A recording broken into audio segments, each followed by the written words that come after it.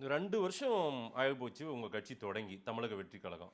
இன்னமுமே ஒரு முழுமையான ஒரு பத்திரிக்கையாளர் சந்திப்பை, பல பத்திரிக்கையாளர்கள் உட்கார்ந்து கேள்வி கேட்பாங்க. அதை எதிர்கொள்ளும் விதத்துக்கு தகுதியானவரா விஜய்? அப்படின்ற ஒரு கேள்வி இன்னமும் அப்படியே தொங்கிட்டு நின்னுட்டே இருக்கே. அதை எப்ப செய்ய போறாரு? இதை ரெக்கார்ட் பண்ணி கூகுளில் போட்டிங்கன்னா லாங்குவேஜில் ஹிந்தி டிரான்ஸ்லேட் ஆகும். 10 ஆண்டுகளை தாண்டிடுச்சு பிரதமர் மோடி. ஒரு பிரதமர் பவர் ஹவுஸ் ஆஃபீஸில் இருக்கிறார். நாங்கள் இன்னும் எலெக்ஷன்லேயே நிற்கல, சின்ன கூட வாங்கல. அவரை ஏன் சார் யாருமே கேட்க மாட்டாங்க?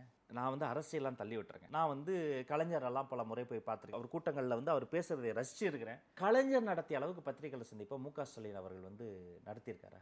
தமிழ்நாடு பத்தி எரியுது, நீலகிரிக்கு மலர் கண்காட்சிக்கு போறாருங்க.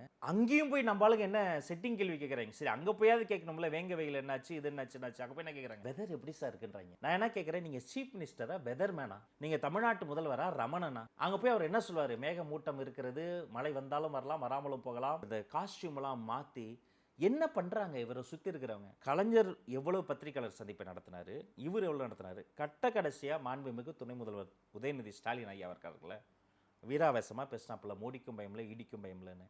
அமித்ஷா இங்க சென்னை வந்துட்டு போனாரு. அவர்கிட்ட மைக்க தாங்க நீட்டாங்க. பாம்பை பார்த்த மாதிரி, ஐயோ தெய்வமே விட்டுருங்க தெய்வம்னு ஓடுறாப்புல.